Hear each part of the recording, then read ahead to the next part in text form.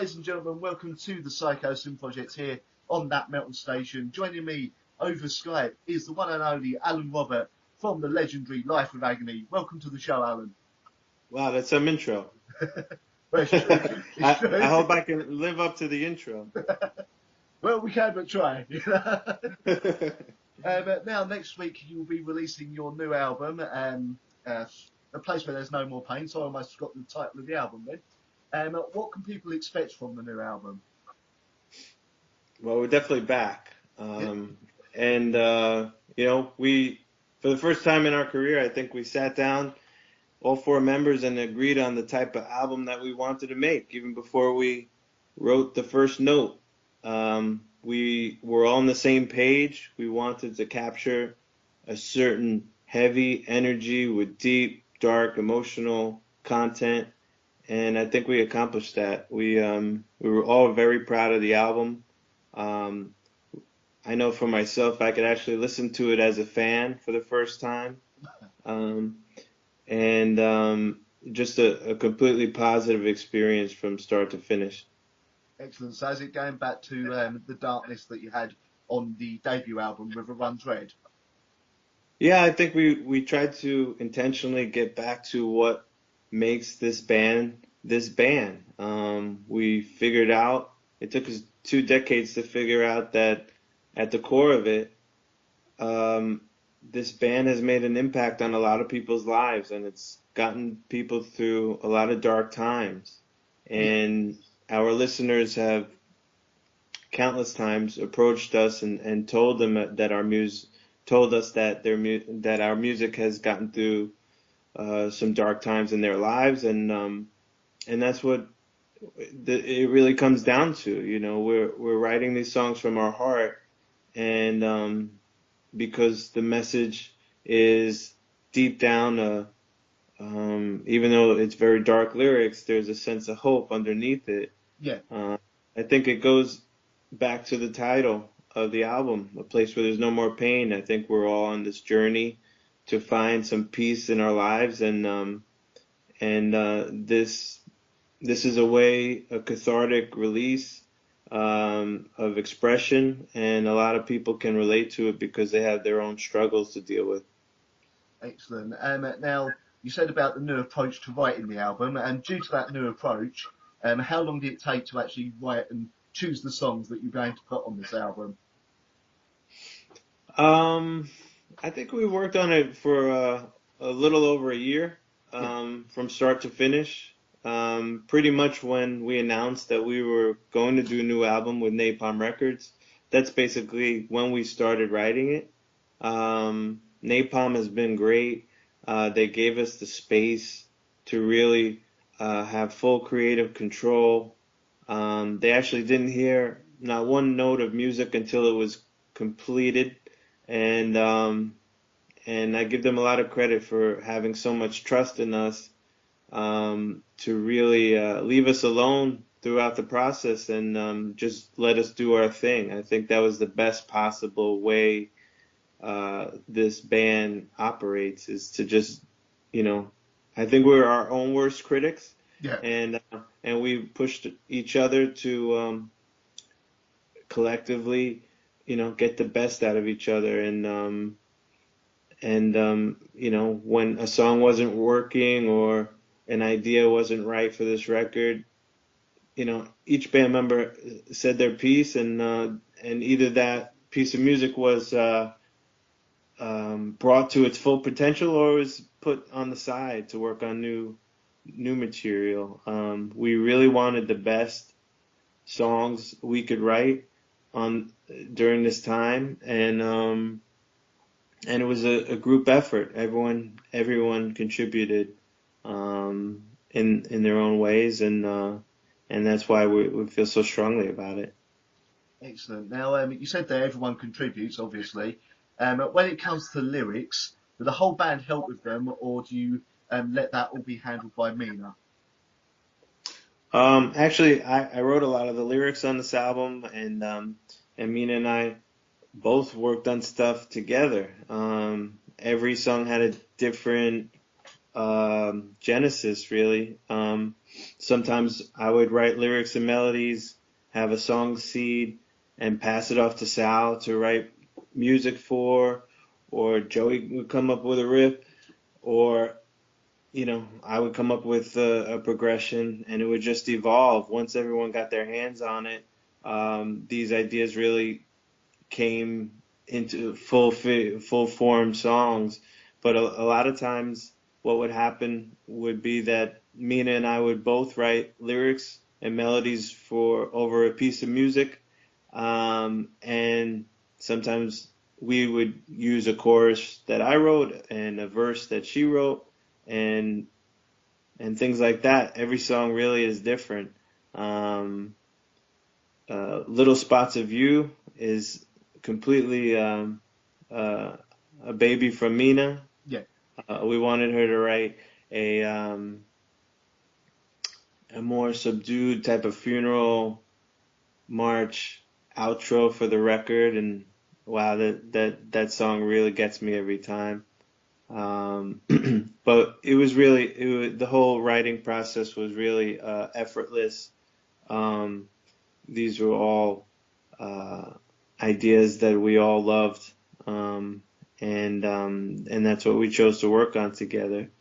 And songs like "A World Gone Mad," for instance, I had written that song with completely different vocal melody in mind, with different music underneath it, and Joey contributed a killer guitar riff that Sal later pieced together an arrangement for, and I handed off my original lyrics to Mina for World Gone Mad, and she completely used different phrasing and melodies over this new piece of music that brought that song to life. So, like, every song has its own story.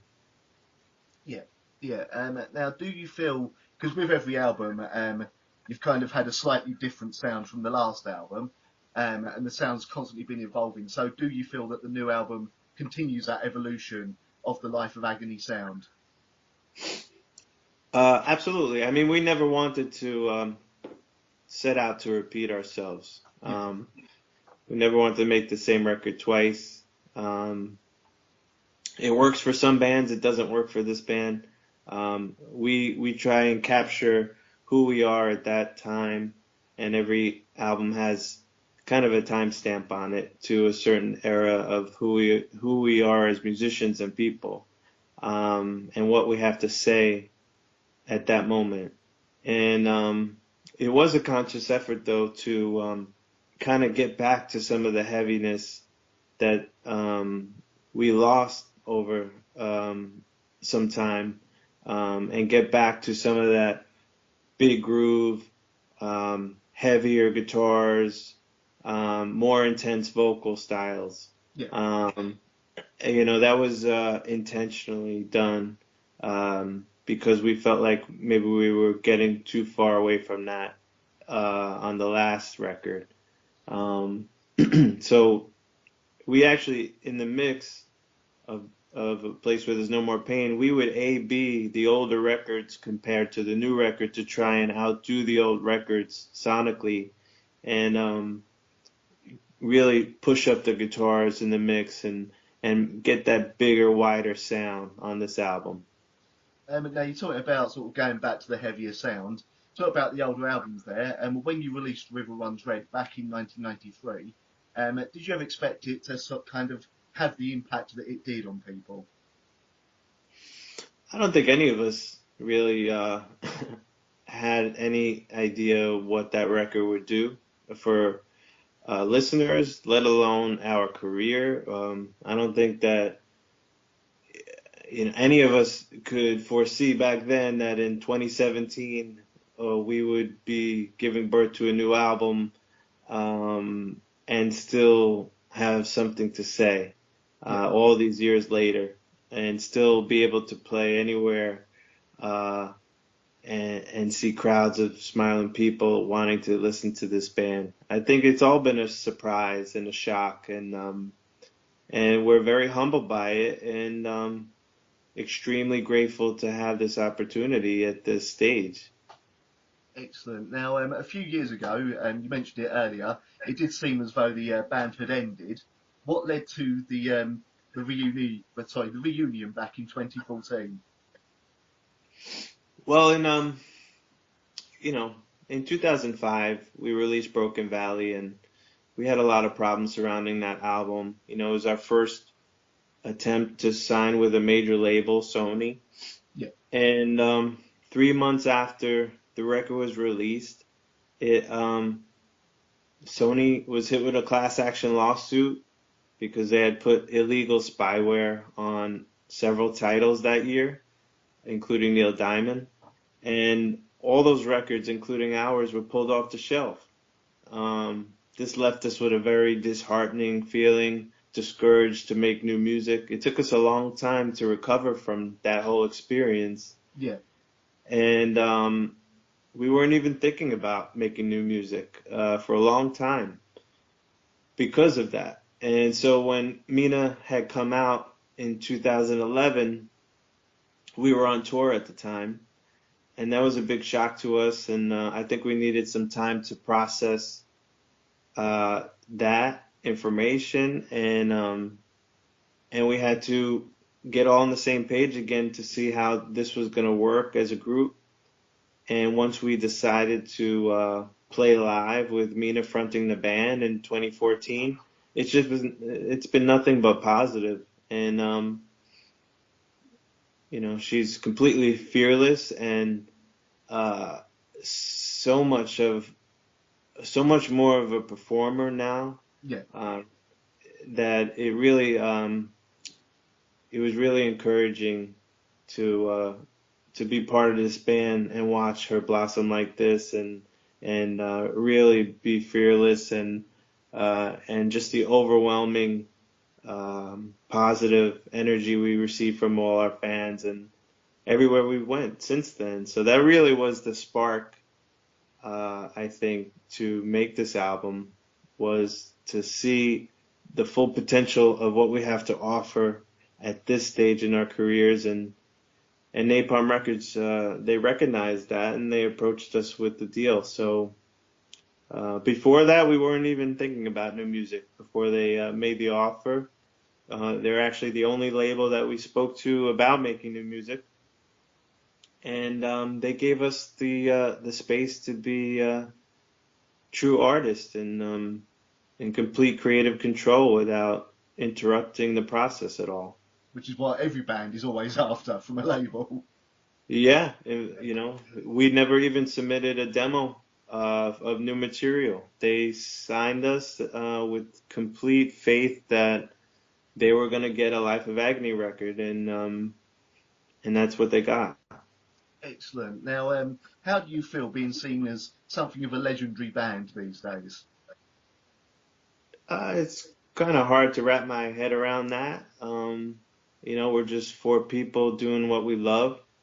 Um, we're very grateful, and you know, we don't take it for granted. That's for sure. You Yeah, know, we know how fragile life is. We've seen brothers of ours like Peter Steele lose their lives too short, and bands that we love like Typo Negative, you know, never being able to move forward and take the stage again. So we know very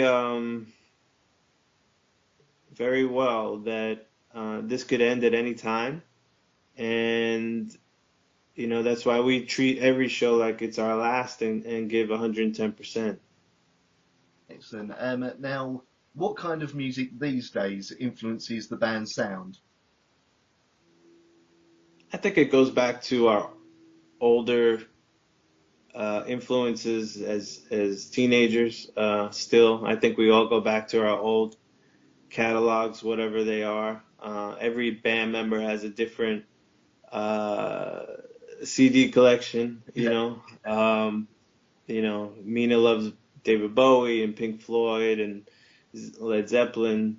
Um, and Sal's very much a Black Sabbath, Soundgarden fan. Joey loves Metallica and a lot of the thrash bands. Misfits. I'm a big Misfits fan myself.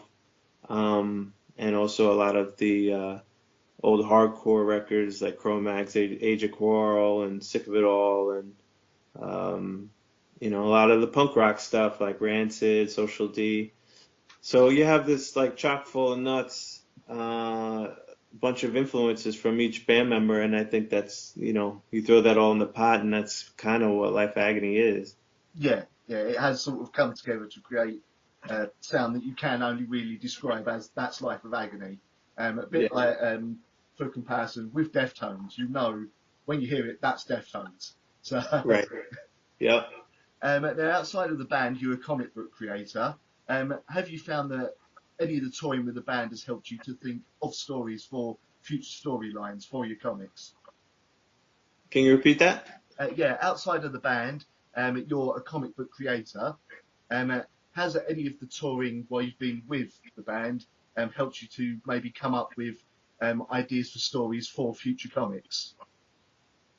Uh, it's funny, I've always kind of had this idea of turning road stories into graphic novels, and it's something I may do in the future. I think there's definitely an audience for that type of stuff, and it's definitely something that's crossed my mind to do in the future.